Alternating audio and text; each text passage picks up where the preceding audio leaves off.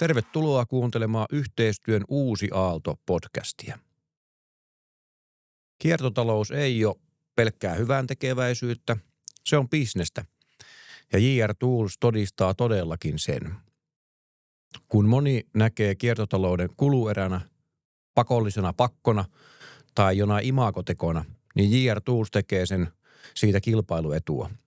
He eivät vain kierrätä materiaaleja, vaan rakentavat kokonaisen elinkaarimallin, joka pidentää työkalujen käyttöikää, vähentää hukkaa ja tuo asiakkaille säästöjä. Ja tämähän ei ole pelkkä vastuullisuutta, vaan tämä on yrityksen valitsema strategia, joka pyrkii muuttamaan koko toimialaa. Tänään sukellamme kiertotalouden maailmaa ja siihen, miten siitä voi luoda uutta liiketoimintaa.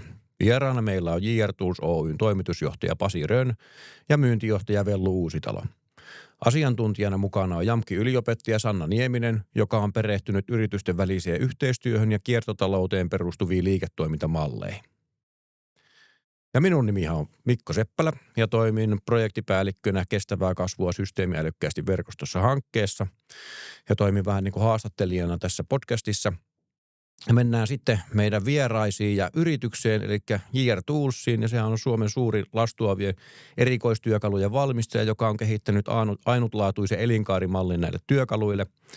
Ja yritys on toiminut jo yli 50 vuotta ja panostaa vahvasti vastuullisuuteen ja kiertotalouteen. Ja mennään sitten meidän vieraisiin, jos aloitetaan vaikka Pasista, niin olepa hyvä. Tervetuloa siis Pasi Rönn ja kerropa vähän itsestäsi ja voi toki yrityksestäkin muutaman sanan mainita, mitä ei tässä tullut sanottua. No niin. No, minä olen JR Toolsin toimitusjohtajana toiminut vuodesta 2010 ja työskennellyt yrityksestä vuodesta 1998 heti sen jälkeen, kun olen koneautomaatioinsinööriksi valmistunut. Että aika tuttu rupeaa olemaan toiminta ja toimikenttä niin sanotusti. Kyllä, kyllä. Ja JR Tools tällä hetkellä on vähän vajaa 4 miljoonan euron liikevaihtoa tekevä ja selkeästi kasvava firma. Tänä vuonna on taidettu palkata 5 uutta työntekijää ja tahti jatkuu. Vähän erilaista kuin mitä on tässä kuullut, kun yrityksien kanssa on ollut tekemisissä, niin aika haastavia aikoja monella ollut, mutta hienoa kuulla, että teillä business luistaa.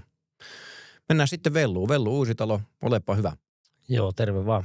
Uusitalo Vellu ja JR Toolsin palveluksessa ensi vuonna 20 vuotta, että Pasin vasemmaksi tai oikeaksi kädeksi tulin silloin aikanaan ja siitä lähdin työkalujen ihmeelliseen maailmaan, että aloittelin tuolta PVD-pinnoituslaitteiden ylösnostosta ja sitten ajauduin myyntitehtäviin niissä nyt nykypäivänä ja sitten tietysti Pasin tutkaparina kehitän JR Toolsin toimintaa, että osaomistajan roolissa Pasin kanssa ollaan, niin kaikessa mukana. 20-vuotistaiteilija juhla siis. Kyllä, ensi vuonna on isompi juhla sitten. No niin, kutsua odotellessa sitten. Niin. Sitten meillä on asiantuntijana mukana keskusteluissa Niemisen Sanna. Niin. Joo, terve vaan minunkin puolesta ja Sanna Nieminen tosiaan JAMKilta ja ollut JAMKilla nyt semmoisen 25 vuotta täällä korkeakoulumaailmassa ja olen aina ollut kiinnostunut yritysten välistä yhteistyöstä ja taustat on tuolta Valmetilta teollisuudesta, eli 10 vuotta olin siellä ennen tätä korkeakoulumaailmaa ja siellä nimenomaan hankinnan puolella ja siellä jo ihmeteltiin kahvipöydässä välillä, että miksi jonkun toimittajan kanssa se yhteistyö sujuu kuin itsestään ja jonkun toisen kanssa joutuu tekemään aika paljon töitä. Niin ehkä se on se iso ilmiö, minkä äärellä on jotenkin tämä elämä vienyt mennessään. Ja tämä on ollut hieno kuulla tämä teidän tarina jo etukäteen, että siellä on yhteistyötä ihan varmasti rajapinnoilla tapahtunut, että tässä pisteessä ollaan. Mennäänpä sitten seuraavaksi päivän teemaan ja niin vähän lähdetään sitä yrityksen näkökulmasta käymään läpi, niin ensimmäisenä kysytään, että no mistä se ajatus lähti tämmöiseen elinkaarimalliin ja sillä tavalla niin kuin asioiden tuottamiseen asiakkaille? Niin, eikö se alun perin ole lähtenyt siitä, että me oltiin osa konsernia, joka teki kovametalliromusta auton nastoja. Sieltähän se on tullut. Siitä lähdettiin. Yritys on kuitenkin tehnyt työkaluja vuodesta 1973 alkaen. Ja työkalujen valmistukseen on aina kuulutunut huolto. Et siinä se kenttä on, mutta niistä vaan puhuttiin erillisinä osina pitkään. Eli aina on kuulunut kuitenkin siihen toimintaan. Aina. Ihan alusta saakka. Ihan alusta saakka. Joo. Joo, enemmän ja vähemmän. Ja ehkä voisi siihen kompata, että vielä eritoten lähti tuo nykyinen konsepti rakentumaan silloin 15-20 vuotta sitten tuossa, kun asiakkaita haastateltiin ja väki rupesi vähän vähenemään, niin me haluttiin parantaa meidän palvelua ja tehdä asiakkaille helpoksi ja sehän sitten sisälsi sen uuden työkalun valmistuksen lisäksi terähuollon eli terotus ja pinnotus ja sen elinkaaren niin kuin huolehtiminen niin kauan kuin terässä oli niin kuin jotain terotettavaa ja sitten mielellään sitten kun huomattiin, että asiakkailla saattaa helposti kalliit raaka-aineet lentää teräs niin kuin romuun mukaan, mikä on tietysti myös huono sitten teräksen kierrätykselle, niin ruvettiin rakentaa sitä palvelua niin, että vähän niin kuin valistettiin asiakkaita, että kovaa metalliakin voi kierrättää, että älkää heittäkö romukoppaa, että se on vaan niin haitaksi siellä muun teräksen joukossa ja sitten ehkä siitä pieni askelin se koko elinkaarikonsepti rakentui.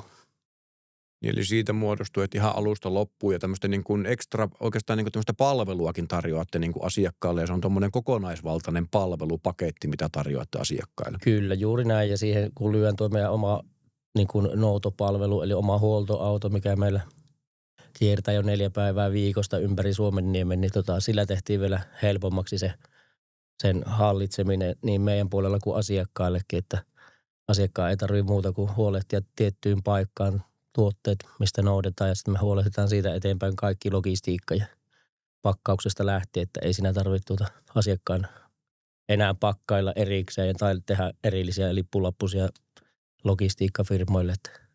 Joo, asiakas mainittu jo useamman kerran ja haluaisinkin tässä välissä kysyä, että mikä merkitys asiakkaan kanssa tehtävällä yhteistyöllä on ollut tämän nykyisen toimintamallin kehittymisessä, että tavallaan, että mikä se asiakkaan rooli on ollut tässä tarinassa tähän päivään asti? Sehän on ollut lähtölaukaus itse asiassa, koska ihan ensimmäinen muistan varmaan sitä 20 vuoden takaa, kun yksi iso suomalainen pörssikonepajan verstaspäällikkö taisi yhdessä keskustelussa mainita, että kun hänellä on aikamoinen ongelma, että kun pitäisi laittaa työkaluja huoltoon ja sitten pitäisi sille saada ostotilaus tuolta osto-organisaatiolta ja sitten se pitäisi se laatikko vielä jonnekin logistiikkaorganisaatioon ja lopulta kukaan ei tiedä, että mitä on ja missä on ja milloin se tulee tai mitä se maksaa. Niin hänen pyyntö oli, että voisitteko tehdä sitä helpommaksi. Eli asiakkaan ääni. Siihen tämä kaikki perustuu itse asiassa, että pitää olla paikalla ja kuulla näitä ja ei niitä tuu, jos ei sitä kontaktia ole. Siis näitä ideoita tai keskustelua. Loistavaa, ihan loistava esimerkki juuri siitä että miten se niin kuin yhdessä se asia tapahtuu ja tarpeeseen ja helppous.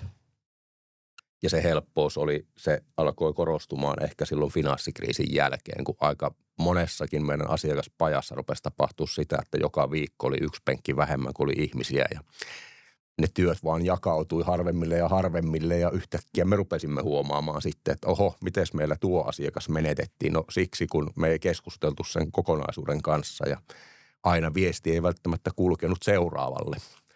Joten tässä on aika monta tekijää, mistä se oikeastaan sitten palasista rakentuu tämä.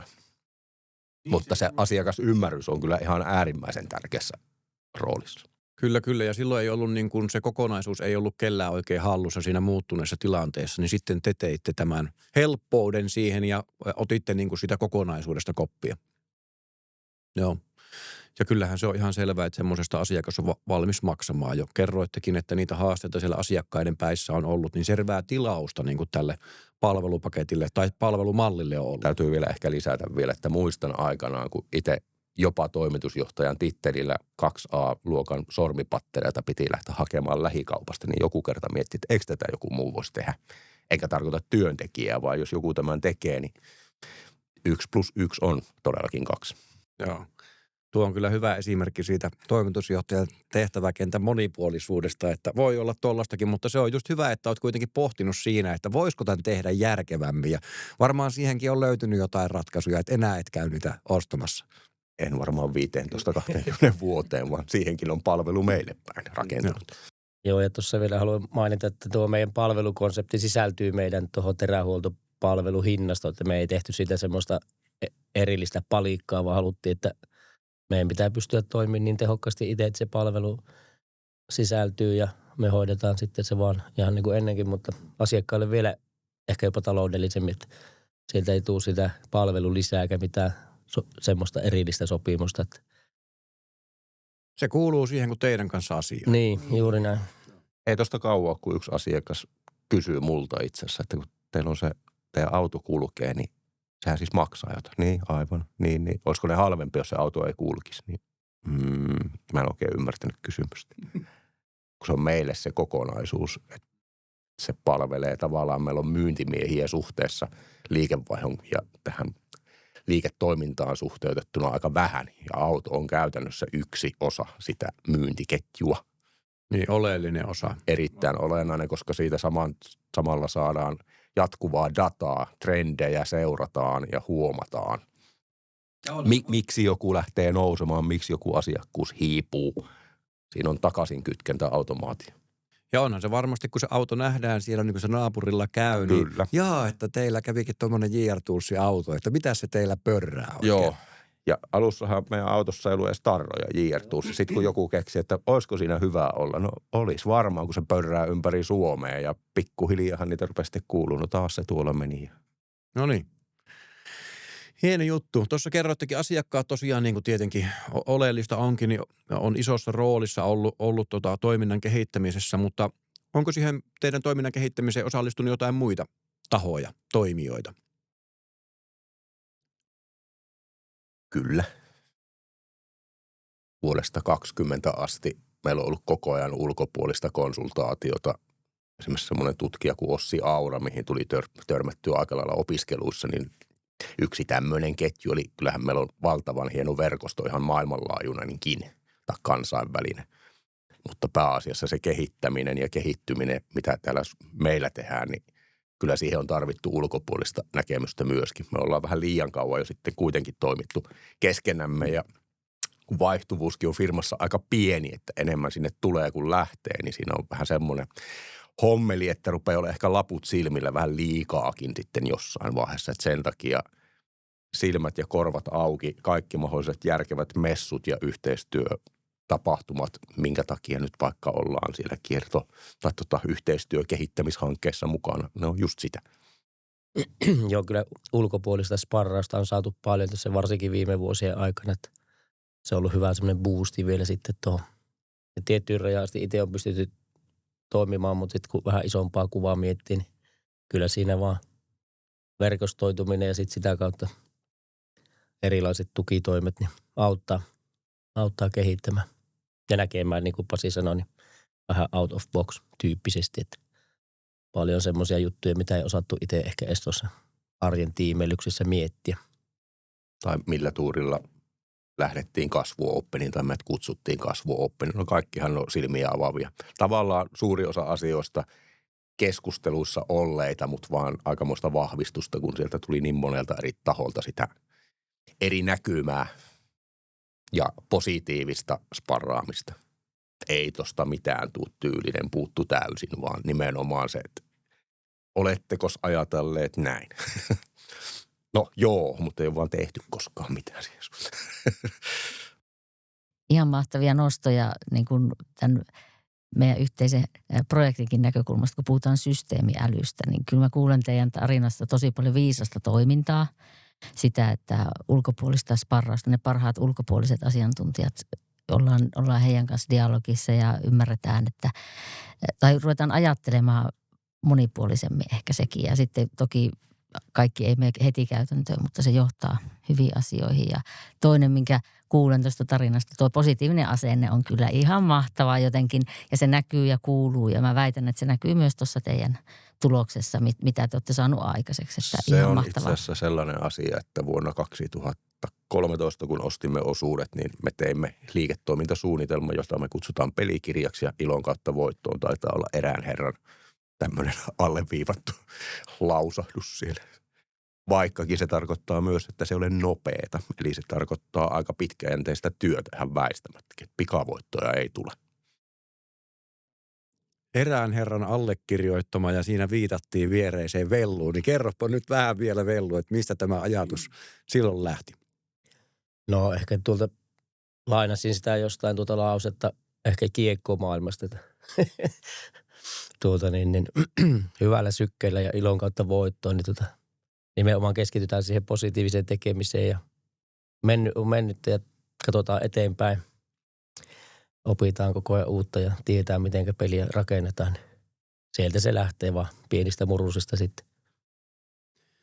Joo, edellisen hankkeen aikana Esa Saarista haastateltiin myös podcastissa ja siinä oli myös tämmöistä lätkävertausta oli siinä, niin siinä oli just tämä, että sitten kun se pelitaito kehittyy semmoiseksi, että ei tarvitse koko ajan tuijottaa pelkästään sitä kiekkoa siinä lavassa, niin uskaltaa nostaa katsetta ja katsoa vähän sitä toimintaympäristöä laajemmin, niin se lavassa tulee se kiekko niin kuin mukana ihan niin kuin itsestään, niin kyllähän toi siltä kuulostaa, että tekin olette ottanut sitä verkostoa niin kuin laajemmin huomioon ja osannut katsoa vähän laajemminkin, vaikka sanoittekin, että välillä meinaa niin kuin olla laput silmillä, kun tekee sitä omaa juttua, mutta se vaatii vähän niin kuin ponnistuksia sitten sen, että uskaltaa niitä keskusteluita ja kontakteja ottaakin niin kuin laajemmin sitten siihen verkostoon. Joo, ja tietysti se liittyy myöskin yrityksen kokoon. Me ollaan aika pieni yritys edelleen ja tullaan varmaan aina olemaankin. On vähän vaikea nähdä tätä niin kuin 100-päisenä organisaationa koskaan, mutta 15 vuotta sitten mun mielestä 2 miljoonaakin oli aika iso liikevaihto, no niin se on kohta tuplat. Että mitä enemmän tässä niin kuin käy keskustelua ja verkostoituu ja löytää mahdollisuuksia, niin aina vaan lisää aukeaa ovia. Että No ilon kautta on voittoa tullut myös. No niin, se on. Ja mä tuossa kasvuoppelin jälkimainingissa jo totesin, että no mitä me nyt mietitään 5 miljoonaa, 10 miljoonaa liikevaihtotavoitteeksi, koska siis se ei ole edes mahdottomuus. Ei se helppoa ole sitten. Niin töitä se varmasti vaatii.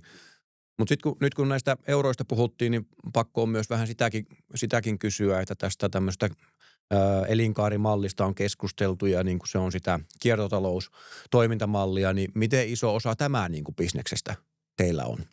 Mä sitä oikein tarkistelin, kun näin kysymyspatteristoja. Kyllä se on varmuudella yli 70%. Eli me puhutaan kuitenkin, että kun me tehdään työkalu tai me jälleen myydään työkalu, ne on aina huolettavia. Ne koskaan kertakäyttötyökaluja ja ne on aina 100% kierrättäviä tai lähes 100%. Eli me ei tehdä mitään sellaisesta materiaalista, mitä ei voisi kierrättää. Että onko se sitten 100% vai 70%? No mutta jotain 70 ja 100% välillä. Jossain siellä välissä. Niin kyllä se niin kuin skaala on jo aika iso ja osuus on aika iso. Ja sitten just tästä, mistä lähdettiinkin tätä, että aika moni niin kuin mieltää edelleen valitettavasti niin kuin kiertotalouden, niin kuin, että se on joku semmoinen niin kuin pakko tai joku, mikä tulee, että no sitä on pakko alkaa toteuttaa. Teidän bisneksessä, jos 70-100% tulee niin kuin tämmöisen kiertotalousmallin mukaan toimimisesta ja se on tuloksekasta toimintaa, niin onhan se ihan älyttömän hieno juttu. Nyt vaikka nyt ei liity tähän varsinaisesti eikä meidän liiketoiminta nyt juuri tuolla lomareissussa kuulimme. Ihmeteltiin, että miten noin monella roskiksella siellä dyykkaa perheet. Ja saatiin kuulla, että kilo muovia lajiteltuna Thaimaassa, niin siitä saa 40 patia. Eli siitä on tehty bisnestä, ja kun se on aika köyhä maa, niin ei ole Suomessa, mutta voin sanoa, että oli se myös puhas se paikka. Eli ne on tehnyt tuolla tavalla sen saman homman. Ei Suomessa tai muovista vielä saada niin kuin panttia, ei niin kuin missään muodossa. Että tämä kaikki laajenee tästä vaan pakosta. Joo. Ja paljon puhutaan siis siitä systeemisestä muutoksesta, että siirrytään lineaaritaloudesta kiertotalouteen. Ja mun mielestä nyt nämä molemmat esimerkit, se mitä te teette ja minkä juuri kerroit, niin nämä on niitä systeemisiä muutoksia, että niitä mitä enemmän tapahtuu tämmöistä, että se on aidosti business ja sillä aidosti se on tavoiteltava asia, niin silloin asioita tapahtuu ja se muutos etenee. Ja sen takia nämä on niin kuin ihan loistavia uutisia tässä kaikkien näiden katastrofien keskellä. Ja onhan se tietysti yksi asia, me ollaan kuitenkin korkean teknologian alalla niin sanotusti, niin kyllähän me koko ajan pyrimme ainakin kehittämään meidän tuotteita ja kehittämään pinnoitteita. Se on jatkuvaa parantamista, ja jos ei me sitä tehdä, niin joku muu sen tekee. Eli siis meidän on pakko yrittää pysyä siinä, vaikka nyt pienenä organisaationa se ei kovin helppoa aina olekaan. Kyllä, mutta siihen se verkosto nimenomaan auttaa. Kyllä. Ja kyllähän se tänä päivänä, niin kun vastuullisuusraportoinnin vaateet niin kuin kaiken aikaa niin kuin kaikilla tiukkenee ja PK-yrityksissä myös lisääntyy, se päämiehet alkaa sitä edellyttämään ja muuta, niin se, että ostaa työkalut teiltä ja niin tämmöinen kiertotalousmalli, jolla te sitä toteutatte tällä hetkellä, niin kyllä se varmaan siellä raportoinnissakin on ihan mukava lisä. Kyllä se varmasti on.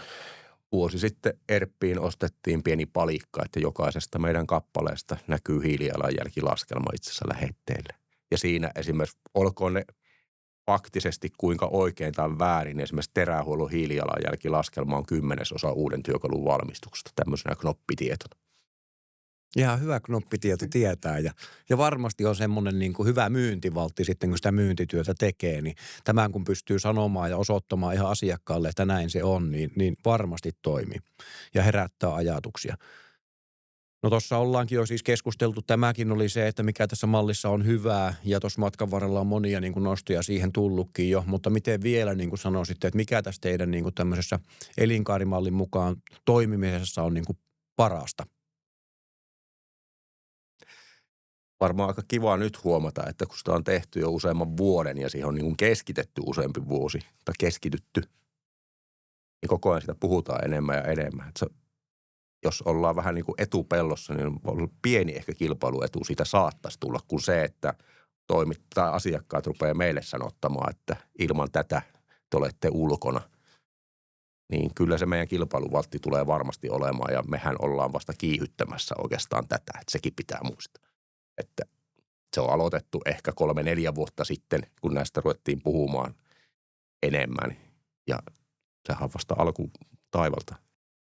Joo, tämä on myös semmoinen, mä itse uskon siihen, kun seuraan täältä etäältä asioita, niin jotenkin uskon siihen, että nyt on niitä pelipaikkoja tuolla markkinassa. Eli että siellä on uutta liiketoimintaa, uusia liiketoimintamahdollisuuksia yrityksille, kun vaan sen pelipaikan löytää ja jaksaa tehdä sitä sitkeätä työtä, mitä tekin olette tehnyt, ja joka kuitenkin perustuu siihen teidän ydinosaamiseen. Että se ei ole jotain ihan muuta, vaan että te olette löytänyt tavallaan siitä teidän ydinosaamisesta tämmöisen niin kuin laajennetun mallin, jossa syntyy sitä uudenlaista liiketoimintaa ja uusilla periaatteilla. Niin mun mielestä tämä on vähän semmoinen niin kuin kirjaesimerkki, että miten pitäisi nyt ajatella yrityksissä. Joo, tuosta tulee mieleen ihan konkreettinen juttu, mihin törmää edelleen paljon tuolla konepajoissa, niin edelleen on se mielikuva, että uudet työkalut on parhaita ja ainoita ratkaisuja. Ei tarkoita tietysti aina, mutta monessa paikkaa se on vähän semmoinen, että helposti se tylsynyt työkalu heitetään sinne romukoppaan ja ei se kuitenkaan toimi ihan niin hyvin kuin se uusi. Mutta sitten kun päästään todistamaan sitä, että se terää huolettu meillä tehty alusta loppuun, niin saattaa olla jopa paremmalla toimivuudella kuin se uusi, niin se mieli rupeaa muuttuu aika nopeasti, että kun huomaa vielä sen taloudellisen säästön ja muut siihen päälle, niin se onkin aika mielenkiintoinen se loppulaskelma siinä, että ehkä se on se, mitä itse haluaisin tuossa myynnin puolella markkinoinnissa tuoda esiin, että ymmärretään, että kyllä pystytään nykyvehkeille tekemään jopa parempaa kuin bulkkikama laatikossa, mitä uuteen verrataan, niin siinä on semmoinen ehkä mitä nostaisin sitten tuossa ja tietoisuutta lisää. Ja ehkä se on se tietoisuuden lisääminen on se tärkein, koska se on jatkuva keskustelu varsinkin uusien asiakkuuksien kanssa, että minkä kokoinen työkalu kannattaa huoltaa. No kaiken kokoinen kannattaa huoltaa, koska yleisesti ottaen ne toimii yhtä hyvin tai paremmin kuin ne alkuperäiset kansainvälisten isojen valmistamien tuotteet meidän käsittelemänä. Tai jos siihen otetaan se hiilijalanjälkilaskelma, niin sitten ollaan ihan eri Joo, keskustelu muuttuu siinä vaiheessa vielä. Joo, kyllähän toi on just sitä, että kun se on sitä, mitä Sannakin tuossa mainitsi, että se on niin kuin sitä ihan teidän ydintoimintaa. Että tuo ei ole semmoinen vihreä laastari, mikä liimotaan toimintaan, niin se ei ole mitään sellaista, vaan se on se teidän bisnes niin kuin pohjautuu siihen ja se tulee silloin niin kuin vastuullisesti ja hiilineutraalisti vielä. Ja tuohon itse asiassa, kun aiemmin kysyit jo sitä, että mistä kaikki on tullutta, mistä se on lähtenyt, niin reilu 10 vuotta sitten ruvettiin myös keskittymään siihen, että kun meille tulee eri asiakkailta, ties vaikka 100 eri valmistajan erilaisia poria, niin ne jokainen pora on aina valittu parhaiten toimivana vaihtoehtona, niin ruvettiin keskittyä siihen, että me pyritään siihen 100% toistettavuuteen, eli jokainen pora lähtee suurin piirtein samannäköisenä, kun se on meille tullut, tarkoitan teroitettuna, mutta että geometrinen toistettavuus pyrittiin saavuttaa ja sitten rupesikin tulee niitä palautteita, että miten tästä tuli niin kuin 3 kertaa pitkäikäisempi tästä työkalusta kuin alun perin. Niin. Moni asia niin kuin tavallaan palautuu taas siihen samaan asiakaskeskusteluun, että jos me halutaan pitää asiakas, niin meidän tuotteen pitää olla aika hyvä ja silloin kun kuunnellaan niitä palautteita ja tulee vaikka negatiivista palautetta halutaan kehittää se sellaiseksi, että se tyydyttää, niin kehä on valmis. Niin asiakkaat niin kuin tuo myös haasteita, että pystytte vastaamaan niihin ja sehän myös kehittää sitä teidän toimintaa niin kuin todella paljon. Tai sanotaan niinpä, että ilman niitä reklamaatioita niin se olisi koskaan kehittynyt tähän. Tai Joo. että niihin olisi paneuduttu. Kyllä. No miten tuosta paljon jo asiakastyytyväisyydestä niin kuin mainitsittekin, mutta ootteko mitannut sitä, minkälainen asiakastyytyväisyys teillä on? Se on aika korkea, sanotaanko näin, mutta sehän onkin se hauska kysymys. Mä itse asiassa opinnäytetyössä hieman pohdiskelin ja voihan se olla, että meille vastasi vaan ne kaikki tyytyväiset asiakkaat. Mistä me oikeasti tiedetään, mutta me tiedetään se siitä, että meillä ei asiakkaita menetetä, niitä tulee koko ajan lisää ja meillä on aika vakiintunut asiakaskanta. Ja se oli itse asiassa yksi asia, mistä alun perinkin silloin päätettiin 2013. Että meillä on asiakkaita niin paljon, että liikevaihdon pystyy moninkertaistamaan. Me ei tarvita yhtään uutta. Eli yritetään hakea sitä lisää bisnestä niistä olemassa olevista. No nyt ollaan taas uuden edellä ja semmoista hidasta uusasiakashankintaa pyritään tekemään, mutta siinäkin pitää olla jalat maassa, koska kapasiteetti on silti rajallinen. Mutta kyllä se 10 miljoonaa, sehän kuulostaa aika mukavalta kasvutavoitteelta. Kyllä siihen varmasti joku uusikin tulee matkaan mukaan. Meillä on 60 asiakasta, jotka tuo 90% liikevaihdosta Suomessa yli 1000 konepajaa, niin laskekaa siitä.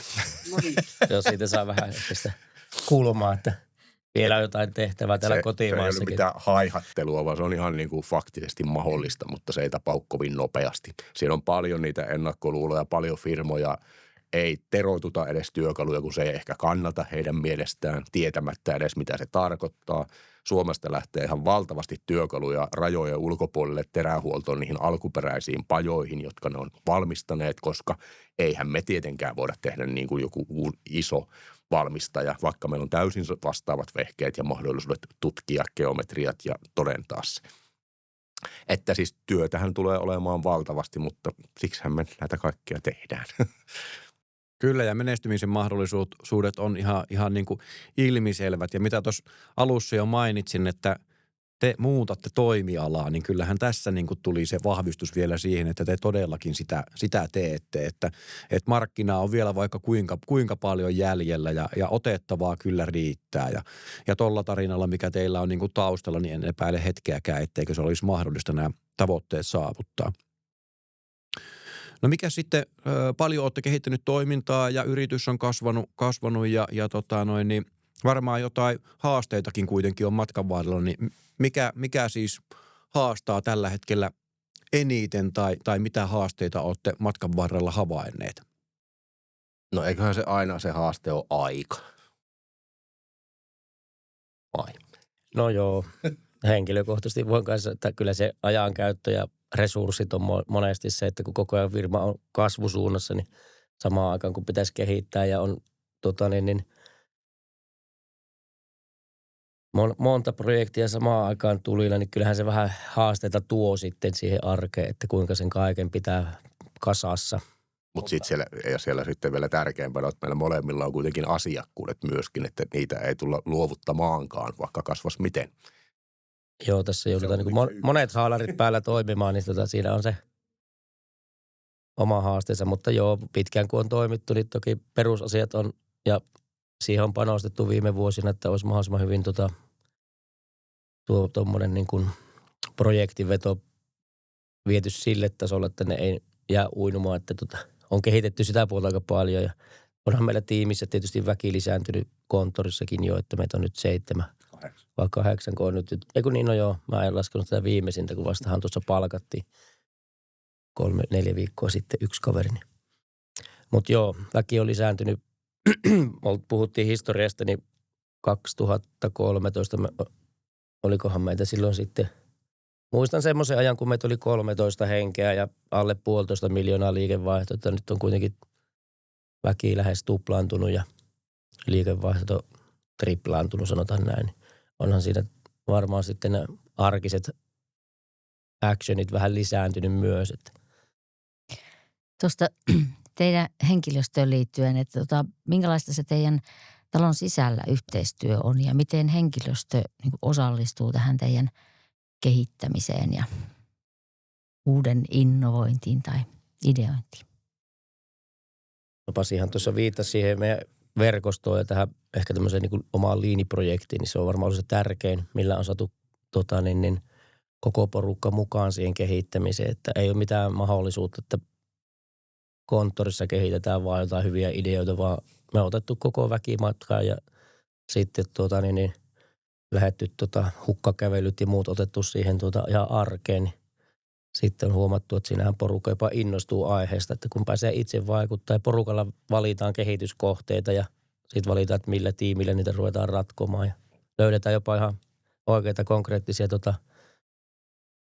erittäin hyviä kehitysaskeleita sitä kautta, että ei niin kuin ennen vanhaan saattoi olla jossakin paikassa, että joku keksii hyvä idea ja lätkäsee sen pöydälle mustaa valkoisella, että nyt mennään tällä tyylillä, niin se ei oikein toimi. Että hieno nähdä, että tuolla porukalla tekemällä saadaan semmoinen yhteishenki siihen.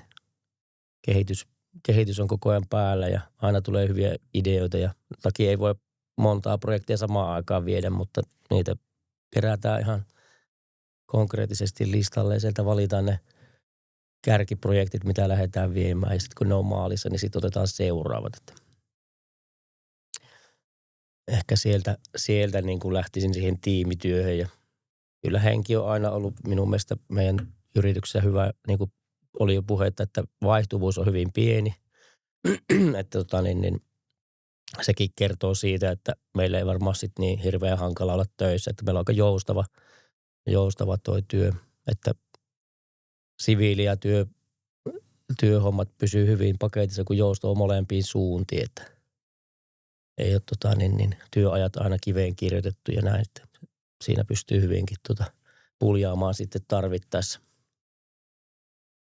Joo, kyllähän toi, että asiakkuuksissa ei juurikaan niin kuin poistumaa tapahdu, eikä myöskään työntekijöiden osalta tai vaihtuvuus on tosi vähäistä, niin on siinä aika mukavat palikat, joiden päälle rakentaa.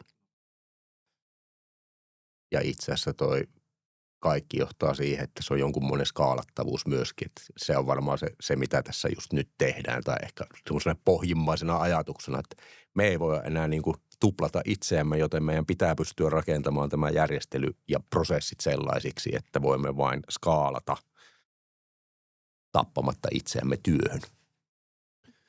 Kyllähän se juuri näin on, että se tiimin kasvattaminen ja niin kuin se, että vastuuta siellä tiimeissä pystytään myös ottamaan ja viemään niin kuin asioita eteenpäin, niin sehän on ainut tapa niin kuin toteuttaa sitä, koska te ette pysty tuplaamaan teidän tuntimäärää päivässä tai jos te hetkellisesti niin teettekin, niin se voi vielä mennä, mutta ei sitä pitkässä juoksussa pysty kukaan tekemään. No osoituksia kuitenkin tästä ansioituneesta työstä on paljon ja tänä vuonna muiden muassa niin JR Tools palkittiin vuoden 2025 kiertotaloustekona Keski-Suomessa kilpailussa, niin miltä tämä tuntui?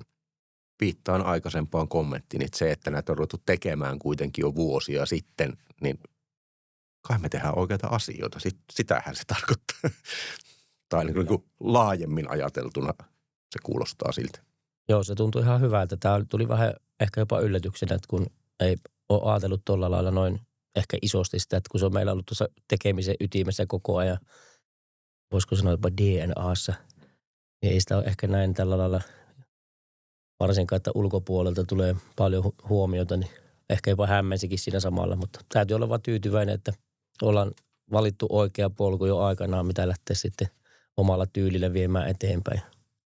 Niin onhan se hienoa, että tulee palkintoa ja kyllähän teidän toiminta kuitenkin niin se on kiertotalousmallin mukaista niin kuin ollut jo ennen kuin koko sanaakaan oikeastaan ollaan niin kuin tiedostettu. Se on vähän se sama kuin se palveluliiketoimintamalli, että sitähän se on ollut varmaan aika kauan, mutta me ei vaan tiedetty sitä.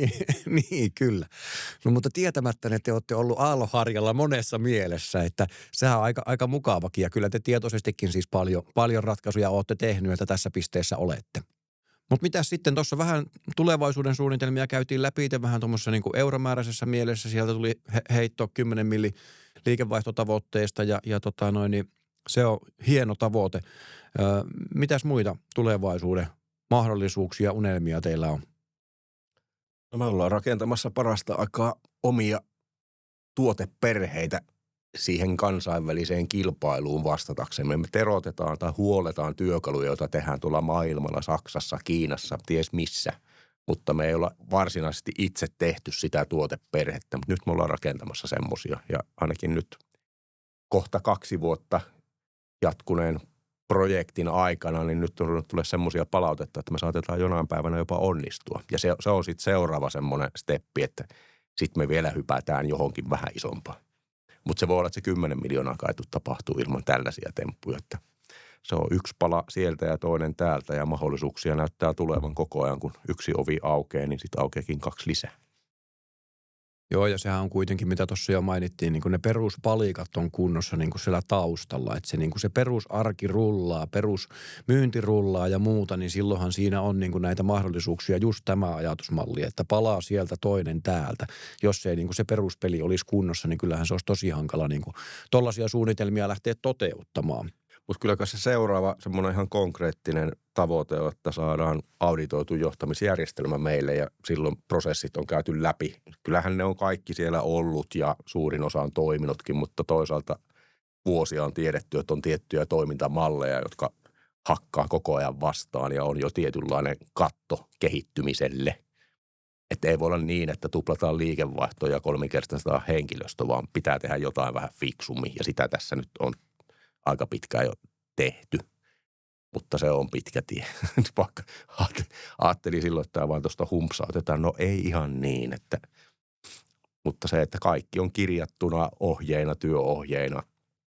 Iso homma, mutta todennäköisesti palkinto on vielä isompi, koska yhtä lailla myöskin meillä on asiakkaita, mä en uskalla mainita, mutta kun on paljon puolustussektoria, niin se on yksi kaunis päivä, kun rupeaa tulemaan Suomessa niitä sellaisia asiakkuuksia, että sieltä potkastaa ulos käytännössä toimittajat, jolta ei vähintään nyt löydy se johtamisjärjestelmä auditoituna. Ja meillä on jo niin monta sen tyylistä asiakkuutta, että se on vaan päivästä kyse. Eli siis erottautuminen muista, sitähän se oikeastaan silloin tarkoittaa. No sitä mennessä ihan samaa sanoa, että sitähän te olette tehneet jo niin kuin tämä elinkaarimalli ja kiertotalousmalli osalta te olette tehnyt etupeltoa jo niitä asioita ja se on ilman muuta niin kuin teille kilpailuetu sitten asiakkaiden suuntaan. Te pystytte osoittamaan jo, että näin te teette asioita ja teette vastuullisesti niitä ja teette täyden palvelupaketin asiakkaalle, joka on helppo ostaa ja vielä tämä tausta muutenkin on kunnossa, niin tossahan on sama juttu. Ja on lisättävä, että kyllähän kaiken takana nyt vielä sitten, että me halutaan, että yritys kasvaa. Me ollaan kuitenkin omistajina hommassa mukana. Ja siinä mielessä pitää rakentaa ne puitteet kuntoon jo paljon isompaa varten. Sitä ei voi tehdä siinä vaiheessa, kun ollaan isoja ja sitten kämmitään vielä pahemmin. Eli nyt kun niitä tehdään, niin se välillä ehkä tuntuu monestakin ja välillä jopa itsestäkin, että mennäänkö jo vähän niin kuin liian tarkkaan tekemiseen, mutta jos ei mennä, niin ei se tule kyllä se 10 miljoonaa tapahtumaan.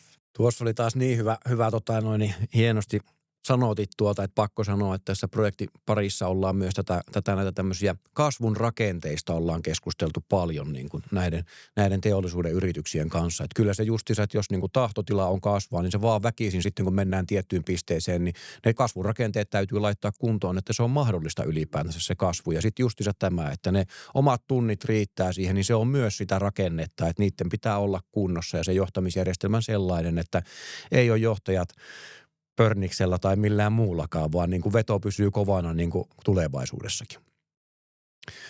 Mutta hienoa, että saatiin teitä haastatella. Me varmasti aletaan lyömään pillejä pussiin tämän osalta ja iso kiitos, että pääsitte mukaan. Ja kyllähän tässä niin kuin sitten tiivistyksenä niin varmasti sitä, että kyllähän tämä kiertotaloustoiminta, niin se ei ole vain pakollista pahaa, vaan se on oikeasti niin iso liiketoimintamahdollisuus, mihin JR Tools on tarttunut niin kuin kynsin ja hampain ja tekee menestyksekästä bisnestä, niin se on kyllä niin kuin hieno juttu. Ja siitä on sillä jotenkin omasta mielestä niin kaikkein hienointa niin kuin kertoa, että Keski-Suomesta näitä esimerkkejä löytyy, kunhan saadaan vaan jaettua tätä ilosanomaa niin sanotusti, että siitä pakollisesta pahasta niin positiiviseksi muunnataan se.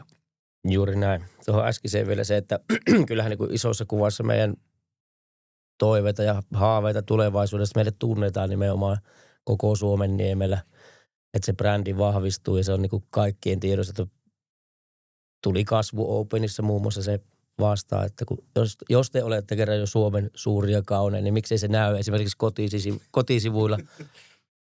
miksei kaikki tuolla konepajat meitä tunne vielä. No, se on pitkä tie, mutta sitä kohtihan tässä mennään, että meidät tunnettaisiin semmoisena hyvänä, jopa strategisena kumppanina tuolla metalliteollisuudessa. Ja myös toinen nosto, minkä haluan ottaa tuossa, kun käytiin läpi tätä aihetta, niin ehkä metalliteollisuuden imagoa haluttaisiin vähän ylöspäin, että se ei ole pelkästään rälläkän kipinä suihku, mikä siellä uutisoinnissa näkyy, että kun se on aika paljon hienompaa tekemistä monessakin paikassa nykypäivänä, että siistiä sisätyötä, että ehkä nuoriso on vielä nostettuna tähän, että nuoretkin innostus aiheesta. Siellä on paljon erilaisia hienoja töitä, mitä pääsisi tekemään, kun olisi vaan vähän intoa ja kiinnostusta ja ehkä tietoisuutta siitä, että jos vaan kouluilla ja muilla on projekteja, missä kierrätetään paikallisissa yrityksissä, niin aina ollaan mukana, kun mahdollista, että silmät aukeisi ehkä sitten jo varhaisessa vaiheessa, että siellä onkin ihan kivan näköisiä hommia tarjolla. Ja se pätee kyllä oikeastaan koko asiakaskuntaa, että Suomessa on hienoja konepajoja vaikka kuinka paljon ja hirmupulaa tekijöistä, että sitä puolta ehkä sitten siinä sivussa sitä teollisuuden niin kuin positiivista ilosanomaa.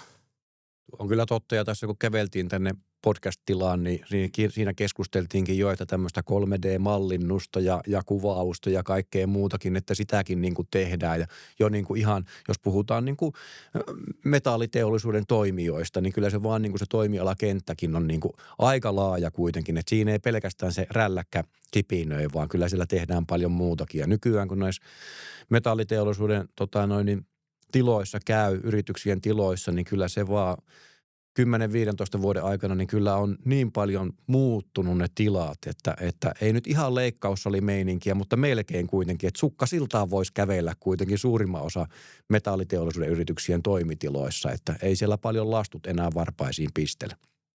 Se on just näin. Joskus on siitä puhuttu, että me tehdään kuitenkin työkaluja, jossa monessa tapauksessa on mikrotason toleranssit. Tarkoitaan 10 mikroa, 20 mikroa, aika meidän normaali arjen toleranssi. Että siihen mielikuvaan ei oikein polviin asti nouseva lastukasa niin kuin käytävillä sovi. Eli se ulospäin näkyvä toivon mukaan on myös sitä meidän ihan arkitoimintaa kaikessa. Sitä on esimerkiksi jonkun verran meillä puhuttu. Se voi olla se hieno kuorrote siinä päällä, mutta joskus olisi kuitenkin se todellisuus se, mitä me ollaan ja miltä me halutaan näyttää. No te varmasti sitä mielikuvaa edistätte ja se on hieno juttu. Tuleeko vielä herroilta jotain loppunostoja vielä tähän loppuun, mitä haluatte sanoa? Mä sanoisin, että yksi aika tärkeä asia, että kun alussa sanon, että ollaan ehkä pitkään touhuttu ja muuta, niin kyllä se niin kuin verkostoituminen ihan sen sanan kaikissa merkityksissä on ihan äärettömän tärkeää. Aina kun käy jossain, aina kun kuulee uusia asioita, aina jotain jää tuonne reppuun ja jossain ajassa ja paikassa niitä voit hyödyntää. Mutta sä et voi sitä mitata silleen niin kuin lukuarvollisesti.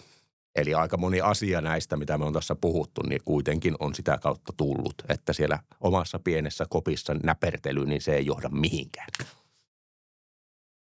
Mä luulen, että Sanna haluaa kommentoida tohon liittyen jotain, kun on nämä meidän verkostojen asiantuntijan roolissa tässä, niin varmaan aika mukava lopetus oli tuo, vai mitä?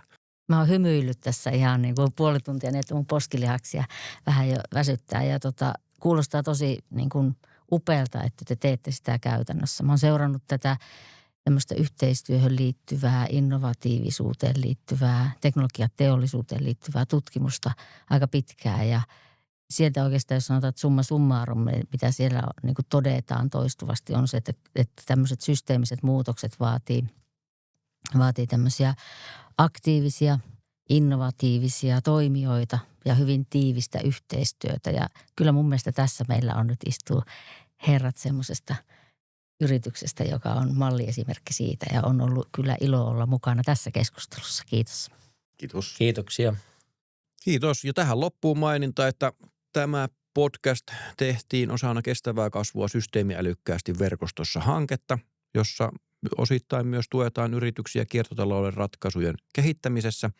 Ja hankehan on Euroopan unionin osarahoittama. Ja muistakaahan tilata podcast-sarja ja lisää voi lukea Jamkin verkkosivuilta. Kiitos tästä. Kiitos. Kiitos paljon. Kiitos.